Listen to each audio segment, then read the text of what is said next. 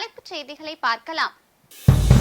Armstrong கொலை வழக்கு எழும்பூர் நீதிமன்றத்தில் 5000 பக்க குற்றப்பத்திரிகையை தாக்கல் செய்தது காவல்துறை.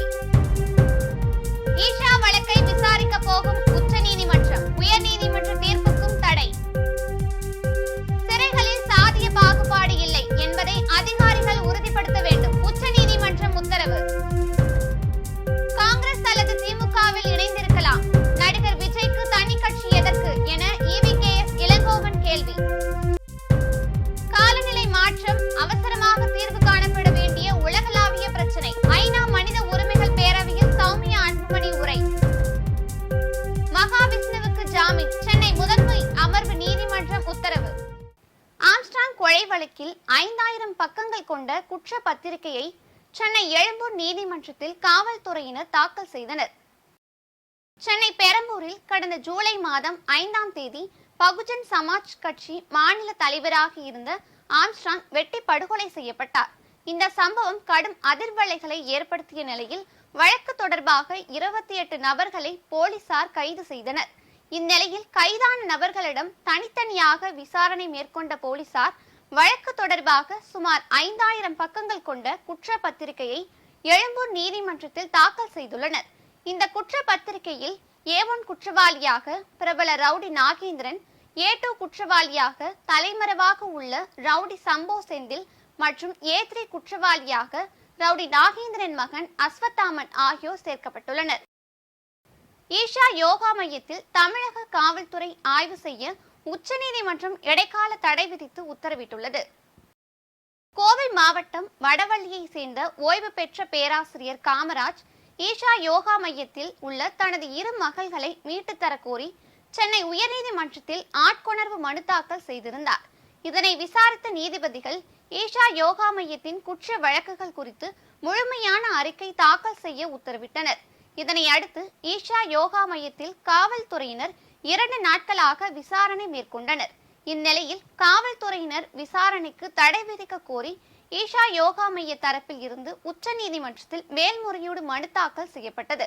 இந்த வழக்கு உச்சநீதிமன்றத்தில் விசாரணைக்கு வந்த நிலையில் ஈஷா யோகா மையம் சார்பில் ஆஜரான மூத்த வழக்கறிஞர் முகுல் ரோஹத்தி ஓய்வு பெற்ற பேராசிரியரின் 2 மகள்களும் சொந்த விருப்பத்திலேயே ஆசிரமத்தில் தங்கி இருப்பதாக தெரிவித்தார்.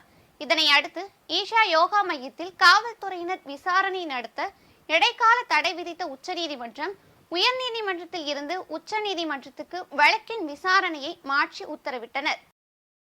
சிறைகளில் சாதிய பாகுபாடு இல்லை என்பதை அதிகாரிகள் உறுதிப்படுத்த வேண்டும் என உச்சநீதிமன்றம் உத்தரவிட்டுள்ளது.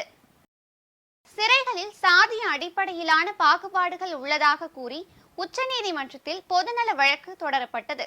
இந்த வழக்கு உச்சநீதிமன்ற தலைமை நீதிபதி TY சந்திரசூட், நீதிபதிகள் JP பர்திவாலா, மனோஜ் மிஸ்ரா அடங்கிய அமர்வில் விசாரணைக்கு வந்தது. வாதங்களை கேட்டறிந்த நீதிபதிகள் அரசியலமைப்பு சட்டங்கள் குடிமக்களின் கண்ணியத்தையும் சமத்துவத்தையும் நிலைநிறுத்த வேண்டும் என கூறினார். சாதிய பாகுபாட்டால் பட்டியலினத்தவரின் கண்ணியம், சம உரிமை மறுக்கப்பட்டுள்ளது என்பதை மறுக்க முடியாது எனவும் குறிப்பிட்டனர். சிறை கைதிகள் மனிதாபிமானமற்ற முறையில் நடத்தப்பட்டால் அதற்கு அரசே முழு பொறுப்பு என தெரிவித்த நீதிபதிகள் சாதிய பாகுபாடு இல்லை என்பதை அதிகாரிகள் உறுதிப்படுத்த வேண்டும் எனவும் உத்தரவிட்டனர். நடிகர் விஜய் காங்கிரஸ் அல்லது திமுகவில் இணைந்திருக்கலாம், தனி கட்சி எதற்கு என காங்கிரஸ் கட்சியின் மூத்த தலைவர்களில் ஒருவரும் ஈரோடு தொகுதி சட்டமன்ற உறுப்பினருமான ஈவிகேஎஸ் இளங்கோவன் வினா எழுப்பியுள்ளார். ஈரோட்டில் காங்கிரஸ் கட்சி அலுவலகத்தில் நடைபெற்ற மகளிரணி நிர்வாகிகள் கூட்டத்தில் பங்கேற்று ஈவிகேஎஸ் இளங்கோவன் பேசினார். பின்னர் செய்தியாளர்களை சந்தித்த அவர், மதுவிலக்கு, நடிகர் விஜய் அரசியலுக்கு வருவது, உதயநிதி ஸ்டாலின் துணை முதலமைச்சர் ஆக்கப்பட்டது உள்ளிட்ட பல்வேறு விவகாரங்கள் குறித்து செய்தியாளர்கள் எழுப்பிய கேள்விக்கு பதிலளித்தார். எனக்கு விஜயை பொறுத்தவரையில் என்னுடைய அன்பு சகோதரனாக, என்னுடைய மகனாக நான் அவரை பார்க்கின்றேன். அவருக்கு நான் சொல்ல விரும்புவதெல்லாம், நீங்கள் இப்போது எல்லோருடைய வீட்டு பிள்ளையாக இருக்கின்றீர்கள். எல்லா மதத்தை சார்ந்தவர்களும், எல்லா ஜாதியை சார்ந்தவர்களும், எல்லா மொழி பேசுகின்றவர்களும் உங்களை அவருடைய வீட்டு பிள்ளையாக நினைத்துக் கொண்டிருக்கின்ற இந்த வேளையில் இப்போது எதற்காக அவருக்கு கட்சி என்றுதான் நான் கேட்டேன். சில கொள்கைகளை சொல்கின்றீர்கள், அந்த கொள்கைகள் காங்கிரசிலும் இருக்கின்றது, திமுகவிலும் இருக்கின்றது. எது பிடிச்சதோ அதில் சேர வேண்டியதானே. அதை விட்டு போட்டு நான் தனி ராஜ்யம் பண்ணுவேன்னா ராஜ்யம் எங்க இருக்கு? ராஜ்யம் இல்லாம தனி ராஜ்யம் எங்க பண்ண போறீங்க? காலநிலை மாற்றம் அவசரமாக தீர்வு காணப்பட வேண்டிய உலகளாவிய பிரச்சனையாகும் என ஐநா மனித உரிமைகள் பேரவையில் பசுமை தாயகம் அமைப்பின் தலைவர் சௌமியா அன்புமணி உரையாற்றினார். ஐநா மனித உரிமை பேரவையின் 57ஆம் அமர்வு சுவிட்சர்லாந்து நாட்டின் ஜெனிவா நகரில் நடைபெற்று வருகிறது. அதன் 37ஆம் கூட்டத்தில் பசுமை தாயகம் அமைப்பின் தலைவர் சௌமியா அன்புமணி கலந்து கொண்டு காலநிலை மாற்றத்தின் தீமைகள் குறித்தும் அதனால் மக்களுக்கு குறிப்பாக பெண்களுக்கு ஏற்படும் பாதிப்புகள் குறித்தும் பேசினார். இது தொடர்பாக பேசிய அவர், காலநிலை மாற்றத்திற்கு காரணமான பசுமை இல்ல வாயுக்கள் வெளியேற்றத்தை குறைக்கவும் அதன் மூலம் காலநிலை நடவடிக்கைகளில் பாலின சமத்துவத்தையும் உலகின் அனைவருக்கும் நீடித்த எதிர்காலத்தை உறுதி செய்யவும் உடனடியாக நடவடிக்கைகளை மேற்கொள்ள வேண்டும் என்று உலக தலைவர்களை உளமாற கேட்டுக்கொள்வதாக கூறினார். மாற்றுத்திறனாளியை அவமதிக்கும் வகையில் பேசியதாக கூறி கைது செய்யப்பட்ட மகாவிஷ்ணுவுக்கு ஜாமீன் வழங்கி சென்னை முதன்மை அமர்வு நீதிமன்றம் உத்தரவிட்டுள்ளது. சென்னை அரசு பள்ளியில் நடைபெற்ற நிகழ்ச்சியில் மாற்றுத்திறனாளியை அவமதித்ததாக கூறி ஆன்மீக சொற்பொழிவாளர் மகாவிஷ்ணு கடந்த மாதம் கைது செய்யப்பட்டார். இதையடுத்து சென்னை முதன்மை கூடுதல் அமர்வு நீதிமன்றத்தில் ஜாமீன் கோரி அவர் மனு தாக்கல் செய்தார். இந்த வழக்கு விசாரணைக்கு வந்த நிலையில் மாற்றுத்திறனாளிகளை அவமதிக்கும் வகையில் தான் பேசவில்லை என்றும் தனது முழு பேச்சை கேட்காமல் பொய் வழக்கு பதிவு செய்யப்பட்டுள்ளதாக மகாவிஷ்ணு தரப்பில் வாதிடப்பட்டது. இருதரப்பு வாதங்களையும் கேட்ட நீதிபதி மகாவிஷ்ணுவிற்கு ஜாமீன் வழங்கி உத்தரவிட்டார். நவராத்திரி பண்டிகையை முன்னிட்டு நாட்டு மக்களுக்கு பிரதமர் மோடி வாழ்த்து தெரிவித்துள்ளார். அவர் விடுத்துள்ள வாழ்த்து செய்தியில் அனைவருக்கும் மங்களகரமான நவராத்திரி பண்டிகை வாழ்த்துக்கள் என குறிப்பிட்டுள்ளார். நவராத்திரியின் முதல் நாளில் சைலபுத்திரியை பிரார்த்திப்பதாகவும் அவர் அருளால் அனைவரும் ஆசீர்வதிக்கப்படட்டும் எனவும் உங்கள் அனைவருக்காக தாம் தேவியிடம் பிரார்த்தனை செய்கிறேன் எனவும் மோடி கூறியுள்ளார். உள்துறை அமைச்சர் அமித்ஷா விடுத்துள்ள பதிவில் நவராத்திரியின் புனித திருநாளில் நாட்டு மக்கள் அனைவருக்கும் இதயம் கனிந்த நல்வாழ்த்துக்கள் என குறிப்பிட்டுள்ளார். நவராத்திரி என்பது சக்தி வழிபாடு, ஆன்மீக ஆற்றல், திரட்சி மற்றும் பிரபஞ்சத்தின் தாயான மா அம்மைவின் 9 வடிவங்களை வழிபடும் ஒரு சிறந்த திருவிழா என குறிப்பிட்டுள்ளார்.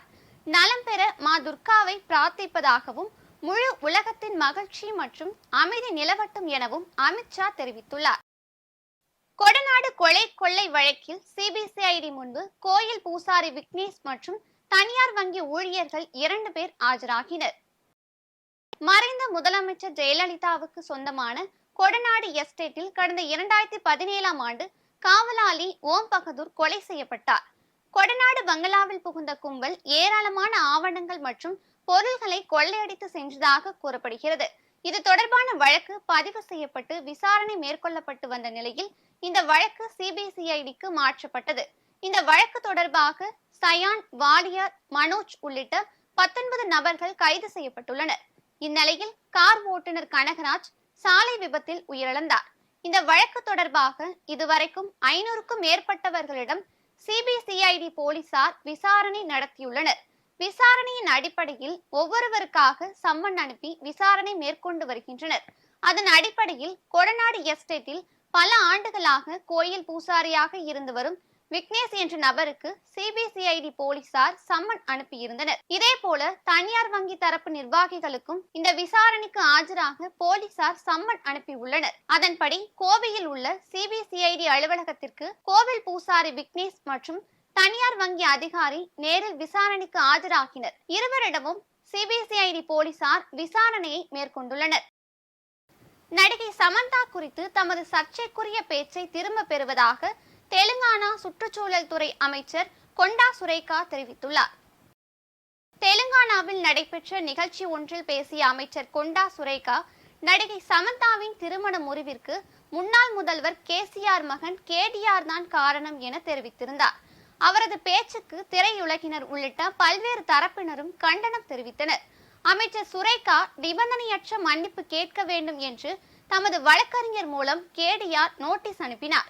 இந்நிலையில் செய்தியாளர்களுக்கு பேட்டியளித்த அமைச்சர் கொண்டா சுரேகா, தமது பேச்சு ஒரு குடும்பத்தை காயப்படுத்தி விட்டது எனவும் அதற்காக தாம் வருத்தம் தெரிவிப்பதாகவும் கூறினார். மேலும் தமது பேச்சை நிபந்தனை இல்லாமல் திரும்ப பெறுவதாகவும் குறிப்பிட்டார்.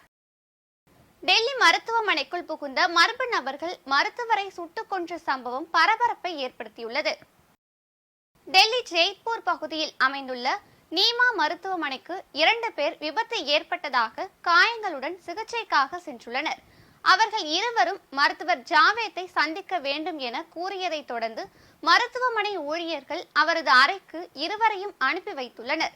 இதையடுத்து மருத்துவர் ஜாவேத்தின் அறைக்குள் நுழைந்தவுடன் அவரை துப்பாக்கியால் சுட்டு கொன்றுவிட்டு இருவரும் தப்பி ஓடியதாக மருத்துவமனை ஊழியர்கள் முதல்கட்ட தகவலை பகிர்ந்துள்ளனர்.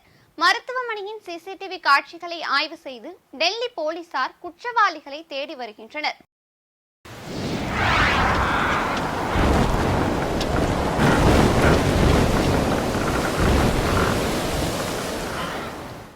தமிழகத்தில் 14 மாவட்டங்களில் இடி மின்னலுடன் கனமழை பெய்ய வாய்ப்பு உள்ளதாக வானிலை ஆய்வு மையம் தெரிவித்துள்ளது.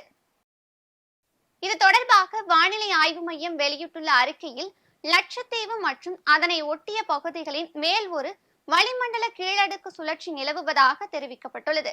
இதனால் தமிழகத்தில் ஒரு சில இடங்களிலும் புதுச்சேரி மற்றும் காரைக்கால் பகுதிகளிலும் இடி மின்னலுடன் கூடிய லேசானது முதல் மிதமான மழை பெய்யக்கூடும் எனவும் தெரிவிக்கப்பட்டுள்ளது. அதேபோல் கோயம்புத்தூர் மாவட்ட மலைப்பகுதிகள், ராணிப்பேட்டை, வேலூர், திருப்பத்தூர், கிருஷ்ணகிரி, தர்மபுரி, சேலம், திருவண்ணாமலை, கள்ளக்குறிச்சி, நீலகிரி, தேனி, திண்டுக்கல், ஈரோடு மற்றும் திருப்பூர் ஆகிய மாவட்டங்களில் ஓரிரு இடங்களில் கனமழை பெய்ய வாய்ப்புள்ளதாகவும் தெரிவிக்கப்பட்டுள்ளது. சென்னை மற்றும் புறநகர் பகுதிகளில் அடுத்த 24 மணி நேரத்திற்கு வானம் ஓரளவு மேகமூட்டத்துடன் காணப்படும். நகரின் ஒரு சில பகுதிகளில் இடி மின்னலுடன் கூடிய மிதமான மழை பெய்ய வாய்ப்புள்ளதாகவும் தெரிவிக்கப்பட்டுள்ளது. திருச்சியில் உள்ள பள்ளிகள் மற்றும் கல்லூரிகளுக்கு வெடிகுண்டு மிரட்டல் விடுக்கப்பட்ட சம்பவம் அதிர்ச்சியை ஏற்படுத்தியுள்ளது. திருவெரும்பூர் அடுத்த பாலாஜி நகரில் மான்போர்ட் சிபிஎஸ்இ தனியார் பள்ளி செயல்பட்டு வருகிறது. இந்த பள்ளியில் விடுமுறை முடிந்து மீண்டும் பள்ளிகள் திறப்பதாக அறிவிக்கப்பட்டது. இந்நிலையில் பள்ளிக்கு இமெயில் மூலம் மர்ம நபர்கள் வெடிகுண்டு மிரட்டல் விடுத்தனர். இதனால் அதிர்ச்சியடைந்த பள்ளி நிர்வாகம் மாணவர்களுக்கு உடனடியாக விடுமுறை அறிவித்தனர். பின்னர் வெடிகுண்டு நிபுணர்களுக்கு தகவல் அளிக்கப்பட்டு பள்ளி முழுவதும் சோதனை மேற்கொள்ளப்பட்டது. அப்போது வெடிகுண்டு மிரட்டல் வெறும் வதந்தி என்பது தெரியவந்தது. திருச்சி முழுவதும் 9 பள்ளி கல்லூரிகளுக்கு வெடிகுண்டு மிரட்டல் விடுக்கப்பட்டிருப்பது பெற்றோர் மத்தியில் அதிர்ச்சியை ஏற்படுத்தியுள்ளது. பெரியார் சிலையை உடைப்பது குறித்து பேசியதாக சினிமா ஸ்டண்ட் மாஸ்டர் கனல் கண்ணனுக்கு எதிரான வழக்கை ரத்து செய்து சென்னை உயர்நீதிமன்றம் உத்தரவிட்டுள்ளது. சென்னை எழும்பூர் நீதிமன்றத்தில் நிலுவையில் உள்ள இந்த வழக்கை ரத்து செய்ய கோரி கனல் கண்ணன் சென்னை உயர்நீதிமன்றத்தில் மனு தாக்கல் செய்திருந்தார். அந்த மனுவில் கோவில் வாசலில் கடவுளை நம்புகிறவன் முட்டாள், கடவுளை வழிபடுபவன் காட்டுமிராண்டி என்ற வாசகங்களுடன் பக்தர்களின் மனதை புண்படுத்தும் வகையில் உள்ள சிலையை காவல்துறையினர் அகற்றியிருக்க வேண்டும் எனவும், சிலையை வைத்தவர்கள் மீது வழக்கு பதிவு செய்வதற்கு பதில் தனக்கு எதிராக வழக்கு பதிவு செய்யப்பட்டுள்ளதாக குறிப்பிடப்பட்டுள்ளது. இந்த வழக்கை விசாரித்த நீதிபதி ஜெயச்சந்திரன், கோவிலுக்கு எதிரில் ஆத்திகர்கள் குறித்து சிலை பீடத்தில் இடம்பெற்றுள்ள வாசகங்கள் காரணமாகவே மனுதாரர் பேசியிருக்கிறார் என கூறி கனல் கண்ணன் மீதான வழக்கை ரத்து செய்து உத்தரவிட்டார். அரியலூர் அருகே அனைத்து துறைகளிலும் வளர்ச்சி திட்ட இலக்கை அடையும் வகையில் நடவடிக்கைகள் எடுக்க வேண்டும் என மாவட்ட கண்காணிப்பு அலுவலர் விஜயலட்சுமி அதிகாரிகளுக்கு வலியுறுத்தினார். அரியலூர் மாவட்ட ஆட்சியர் கூட்டரங்கில் முக்கிய துறைகள் வளர்ச்சி திட்ட பணிகள் குறித்து இந்திய மருத்துவம் மற்றும் ஹோமியோபதி இயக்குனரும் மாவட்ட கண்காணிப்பு அலுவலருமான விஜயலட்சுமி தலைமையில் ஆய்வு கூட்டம் நடைபெற்றது. இக்கூட்டத்தில் ஊரக வளர்ச்சித்துறை, சுகாதார பணிகள் துறை, பொது விநியோகத்துறை உள்ளிட்ட பல்வேறு துறைகளில் செயல்படுத்தப்படும் திட்டங்கள் குறித்து மாவட்ட கண்காணிப்பு அலுவலர் அதிகாரிகளிடம் கேட்டறிந்து ஆய்வு செய்தார். இந்த ஆய்வின் போது இத்திட்டங்களின் முழு பயனையும் மக்கள் அறிந்து கொள்ளும் வகையில் உரிய விழிப்புணர்வு ஏற்படுத்தி ஏழை எளிய மக்களுக்கும் கிடைக்கும் வகையில் உள்ளிட்ட பல்வேறு திட்டங்கள் குறித்து நடவடிக்கை மேற்கொள்ள வேண்டும் என அதிகாரிகளுக்கு மாவட்ட கண்காணிப்பு அலுவலர் அறிவுறுத்தினார். இக்கூட்டத்தில் மாவட்ட ஆட்சியர் ரத்னசாமி உள்ளிட்ட அனைத்து துறை அரசு உயர் அதிகாரிகள் கலந்து கொண்டனர். திருப்பத்தூரில் 13 வயது சிறுமியை பாலியல் பலாத்காரம் செய்து கர்ப்பமாக்கிய நபரை காவல்துறையினர் போக்சோ சட்டத்தின் கீழ் வழக்கு பதிவு செய்து கைது செய்தனர். திருப்பத்தூர் மாவட்டம் ஆண்டியப்பனூர் காங்கனைக்குட்டை பகுதியை சேர்ந்த 8ஆம் வகுப்பு படிக்கும் 13 வயது சிறுமியை பெற்றோர்கள் வயிற்றுவலி காரணமாக மருத்துவமனைக்கு அழைத்து சென்று பரிசோதனை செய்ததில் அவர் 2 மாத கர்ப்பிணியாக இருந்தது தெரியவந்தது. இதனை அடுத்து பெற்றோர்கள் சிறுமியிடம் விசாரித்ததில் அதே பகுதியை சேர்ந்த ஜெயபிரகாஷ் என்பவர் மாந்தோப்பில் வைத்து சிறுமியை பாலியல் பலாத்காரம் செய்ததாகவும், இதனை வெளியில் சொன்னால் கொலை செய்து விடுவேன் எனவும் மிரட்டியதாகவும் சிறுமி தெரிவித்துள்ளார். இதனால் அதிர்ச்சியடைந்த அவருடைய பெற்றோர்கள் கொடுத்த புகாரின் பேரில் குறிசிலாப்பட்டு காவல்துறையினர் ஜெயபிரகாஷை போக்சோ சட்டத்தின் கீழ் கைது செய்தனர். பல்வேறு மாவட்டங்களில் நடைபெற்ற நிகழ்வுகளை களத்தில் மதிமுகம் பகுதியில் பார்க்கலாம்.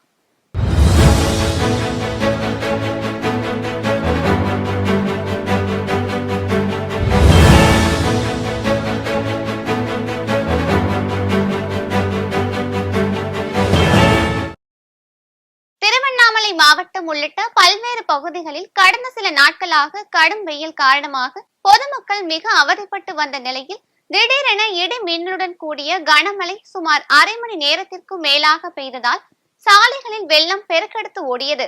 இதனால் வெப்பம் தணிந்து குளிர்ந்த காற்று வீசியதால் பொதுமக்கள் மகிழ்ச்சி அடைந்தனர். வேலூர் மாவட்டம் பேரணாம்பட்டு எல்ஆர் நகர் பகுதியில் இஸ்மாயில் என்பவருக்கு சொந்தமான பசுமாடு மேய்ச்சலுக்கு வரும்போது அருகே உள்ள உயர் மின்னழுத்தம் கம்பத்திலிருந்து மின்சாரம் தாக்கி பசுமாடு உயிரிழந்தது. இது குறித்து பேரணாம்பட்டு காவல்துறையினர் சம்பவ இடத்தில் விசாரணை மேற்கொண்டு வருகின்றனர். உயர் மின்னழுத்த கம்பத்தில் இருந்து மின்சாரம் தாக்கியதால் தான் பசுமாடு உயிரிழந்ததாக அப்பகுதி மக்கள் காவல்துறையிடமும் மின்வாரிய ஊழியர்களிடமும் நியாயம் கேட்டு வாக்குவாதத்தில் ஈடுபட்டனர். ராணிப்பேட்டை மாவட்டம் வாலாஜாபேட்டை அடுத்த அனந்தலை கிராமத்தில் உள்ள அருள்மிகு ஸ்ரீ உமா மகேஸ்வரி உடனுரை சுயம்புநாதேஸ்வரர் ஆலயம் அமைந்துள்ளது. இங்கு ஆண்டுதோறும் புரட்டாசி மாதத்தில் சிவனின் திருமேனியின் மீது சூரிய ஒளிக்கதிர்கள் சிவனை வழிபடும் அரிய நிகழ்வு நடைபெற்று வருகிறது. இந்த தகவலை அறிந்ததும் பக்தர்கள் கோவிலுக்கு வருகை தந்து மெய் செலுத்து சுவாமியை வழிபட்டனர். மேலும் சூரிய கதிர்கள் வழிபடும் நிகழ்வை முன்னிட்டு கருவறையில் இருக்கும் சுவாமிக்கும் அம்பாளுக்கும் சிறப்பு அபிஷேகம், அலங்காரம் மற்றும் மங்கள தீபாராதனைகள் ஆகியவை நடைபெற்றது. திருப்பத்தூர் மாவட்டத்தில் உள்ள ஜோலார்பேட்டை, புதுப்பேட்டை, கந்தளி உள்ளிட்ட பல்வேறு இடங்களில் 1 மணி நேரத்திற்கும் மேலாக கனமழை மற்றும் ஒரு சில இடங்களில் மிதமான மழை பெய்து சாலைகளில் வெள்ளம் பெருக்கெடுத்து ஓடியது. இதனால் காலை முதல் சுட்டெரித்த வெயிலின் தாக்கம் குறைந்து குளிர்ந்த நிலை உருவானதால் பொதுமக்கள் மற்றும் விவசாயிகள் மகிழ்ச்சி அடைந்துள்ளனர். தருமபுரி அடுத்த நல்லம்பள்ளி அருகே உள்ள கலனிக்காட்டூர் கிராமத்தில் அழகேசன் மற்றும் ஓவியா ஆகிய இருவருக்கும் கடந்த ஆண்டு திருமணம் நடைபெற்றது. இந்த திருமணத்திற்கு ஓவியாவின் பெற்றோர் சீதனமாக தந்த பசுமாடு தற்போது கர்ப்பம் தரித்துள்ளது. இதனை கொண்டாடும் விதமாக கழனிக்காட்டூர் கிராமத்தில் உள்ள உறவினர்கள், நண்பர்கள் என அனைவரையும் அழைத்து பசுமாட்டிற்கு வளைகாப்பு நடத்தினர். இந்த வளைகாப்பு நிகழ்ச்சி அப்பகுதி மக்களிடையே பெரும் வரவேற்பை பெற்றுள்ளது. கரூர் மாவட்டம் பள்ளப்பட்டி பகுதியில் வசிக்கும் இஸ்லாமியர்கள் நபிகள் நாயகத்தின் பிறந்த நாளை கொண்டாடும் வகையில் 70 ஆண்டுகளாக கந்தூரி திருவிழாவை நடத்தி வருகின்றனர். அதனைத் தொடர்ந்து மத நல்லிணக்கத்தோடு நடைபெற்ற அசைவ விருந்தில் அரவக்குறிச்சி மற்றும் பள்ளப்பட்டி சுற்று வட்டார பகுதியில் இருந்து ஏராளமான பொதுமக்கள் ஜாதி மத வேறுபாடின்றி கலந்து கொண்டு மகிழ்ச்சியை வெளிப்படுத்தினர். திருவள்ளூர் அருகே கல்லூரி மாணவர் ஒருவர் ரயில் முன் பாய்ந்து தற்கொலை செய்து கொண்ட சம்பவம் பெரும் சோகத்தை ஏற்படுத்தியுள்ளது. பொன்னேரி 3வது வார்டு சின்னக்காவனம் கிராமத்தை சேர்ந்த சத்ரியன் என்ற மாணவர் மீஞ்சூர் அருகே உள்ள ஸ்ரீ சந்திரபிரபு ஜெயின் கல்லூரியில் பிகாம் 3ஆம் ஆண்டு கல்வி பயின்று வருகிறார். இதைத் தொடர்ந்து பெரிய காவனம் பகுதியில் ரயில்வே தண்டவாளம் அருகே சென்றவர் அவ்வழியாக சென்று ரயில் முன் பாய்ந்து தற்கொலை செய்து கொண்டார். பின்னர் சம்பவ இடத்திலேயே பலியானார். இது குறித்து கொருக்குப்பேட்டை ரயில்வே பாதுகாப்பு படை மற்றும் பொன்னேரி காவல்துறையினர் சம்பவ இடத்திற்கு விரைந்து வந்து மாணவரின் பிரேதத்தை கைப்பற்றி பொன்னேரி அரசு மருத்துவமனைக்கு பிரேத பரிசோதனைக்காக அனுப்பி வைத்தனர். மேலும் விசாரணை மேற்கொண்டு வருகின்றனர். சமுதாயத்தில் பின்தங்கிய மக்களுக்கு அரசு வழங்கிய இடத்தில் வீடு கட்ட இடையூறு ஏற்படுத்தும் கிராம நிர்வாக அலுவலர் மீது நடவடிக்கை எடுக்க மாவட்ட ஆட்சியரிடம் பொதுமக்கள் மனு அளித்தனர். கோவை மாவட்டம் சூலூர் அடுத்த பதவம்பள்ளியை சேர்ந்தவர் சரோஜினி. இவருடன் 35 பேருக்கு கடந்த 2012ஆம் ஆண்டு ஆதி திராவிடர் மற்றும் பழங்குடியினர் நலத்துறை சார்பாக பதுவம் பள்ளியில் வீட்டுமனை பட்டாக்களை அரசு வழங்கியது. இதனை பெற்ற மக்கள் அந்த பகுதியில் வீடுகள் அமைக்க கிராம நிர்வாக அலுவலர் 30,000 ரூபாய் லஞ்சம் தர வேண்டும் என மிரட்டியதாக கூறப்படுகிறது. இதையடுத்து கிராம நிர்வாக அலுவலர் மீது உரிய நடவடிக்கை எடுக்க வேண்டும் என்று பாதிக்கப்பட்ட பொதுமக்கள் கோவை மாவட்ட ஆட்சியர் கிராந்திகுமார் பாடியை சந்தித்து புகார் மனு அளித்தனர். மனுவை பெற்றுக்கொண்ட ஆட்சியர் மாவட்ட ஆதி திராவிடர் நலத்துறை அதிகாரிகளின் கவனத்திற்கு கொண்டு சென்று உரிய நடவடிக்கை எடுப்பதாக தெரிவித்தார். மூதாட்டியை தாக்கிய புகாரில் மதுரை மாநகராட்சி துணை மேயர், அவரது சகோதரர் உட்பட 5 பேர் மீது வழக்கு பதிவு செய்யப்பட்டுள்ளது. மூதாட்டியை தாக்கிய புகாரில் மதுரை மாநகராட்சி துணை மேயர் நாகராஜன், அவரது சகோதரர் உட்பட 5 பேர் மீது வழக்கு பதிவு செய்யப்பட்டுள்ளது. 5 பேர் மீதும் 6 பிரிவுகளின் கீழ் ஜெய்ஹிந்த்புரம் போலீஸ் வழக்கு பதிவு செய்துள்ளது. மதுரை ஜெய்ஹிந்த்புரம் 2வது மெயின் ரோட்டில் வசந்தா எனும் மூதாட்டிக்கு 1 கோடி ரூபாய் மதிப்புள்ள வீடு கடை உள்ளது. வசந்தாவிற்கு ஆண் பெண் என 6 பிள்ளைகள் உள்ள நிலையில் 3 ஆண்டுகளுக்கு முன்னர் வசந்தாவின் பெயரில் உள்ள சொத்தை ஈடாக பதிவு செய்து கொடுத்து குமார் என்பவரிடம் 10 லட்சம் ரூபாய் வட்டிக்கு கடனாக பெற்றுள்ளார். மாதந்தோறும் கடனுக்கு வட்டி செலுத்திய நிலையில் 1 ஆண்டுக்கு முன் கடன் கொடுத்த குமார் என்பவர் கூடுதலாக 15 லட்சம் ரூபாய் பெற்றுக்கொண்டு கடனுக்காக சொத்தை கிரயம் செய்து கொடுக்க வேண்டும் என கூறியுள்ளார். இதற்கு வசந்தா மறுப்பு தெரிவித்த நிலையில் குமார், துணை மேயரின் தம்பி ராஜேந்திரன் உள்ளிட்டோர் வசந்தா மற்றும் அவரது மகன் முருகானந்தம் ஆகியோரை தாக்கி உள்ளனர். இதையடுத்து துணை மேயர் நாகராஜன், அவரது சகோதரர் உட்பட 5 பேர் மீது வழக்கு பதிவு செய்யப்பட்டுள்ளது. 5 பேர் மீதும் 6 பிரிவுகளின் கீழ் ஜெய்ஹிந்த்புரம் போலீஸ் வழக்கு பதிவு செய்துள்ளது. ராணிப்பேட்டை மாவட்டம் அரக்கோணம் ரயில் நிலையத்தில் திடீரென ஏற்பட்ட தண்டவாள விரிசலால் பரபரப்பு ஏற்பட்டது. அரக்கோணம் ரயில் நிலையத்தின் வழியாக சென்னை, பெங்களூர் உள்ளிட்ட பெருநகரங்களுக்கு ரயில்கள் செல்கின்றன. குறிப்பாக ஒன்றிய அரசின் அம்ரித் பாரத் திட்டத்தின் மூலம் ரயில் நிலையத்தை மேம்படுத்தும் பணிகள் நடைபெற்று வரும் நிலையில் அரக்கோணம் ரயில் நிலையத்தில் ரயிலில் பயணிகள் ஏறிய போது திடீரென ரயில் தண்டவாளத்தில் சத்தம் கேட்டுள்ளது. உடனடியாக அங்கிருந்த ஊழியர் தகவல் கொடுத்து ரயில் நிறுத்தப்பட்டு ஆய்வு செய்ததில் தண்டவாளத்தில் விரிசல் விழுந்தது கண்டுபிடிக்கப்பட்டது. அதனைத் தொடர்ந்து அரை மணி நேர தாமதத்திற்கு பின் ரயில் வேறு டிராக்கிற்கு மாற்றப்பட்டு இயக்கப்பட்டது. தென்னாப்பிரிக்காவில் கடும் பனிப்பொழிவால் மக்களின் இயல்பு வாழ்க்கை பாதிக்கப்பட்டுள்ளது. கிழக்கு கடற்கரை நகரமான டர்பன், குவாசுலு, நடால் உள்ளிட்ட பல பகுதிகளில் பரவலாக பனிப்பொழிவு காணப்படுகிறது. இதன் காரணமாக சாலைகள் உள்ளிட்ட பார்க்கும் இடமெல்லாம் பனியாக காணப்படுகிறது. அவற்றை அகற்றும் பணி தீவிரமாக நடைபெற்று வரும் நிலையில் வாகனங்களை இயக்க முடியாமல் வாகன ஓட்டிகள் திணறினர். பொதுமக்கள் வீடுகளுக்குள்ளே முடங்கியுள்ளதால் இயல்பு வாழ்க்கை பாதிக்கப்பட்டுள்ளது. மீண்டும் தலைப்புச் செய்திகள். ஆம்ஸ்ட்ராங் கொலை வழக்கு எழும்பூர் நீதிமன்றத்தில் 5000 பக்க குற்றப்பத்திரிகையை தாக்கல் செய்தது காவல்துறை. ஈஷா வழக்கை விசாரிக்க போகும் உச்ச நீதிமன்றம், உயர் நீதிமன்ற தீர்ப்புக்கும் தடை.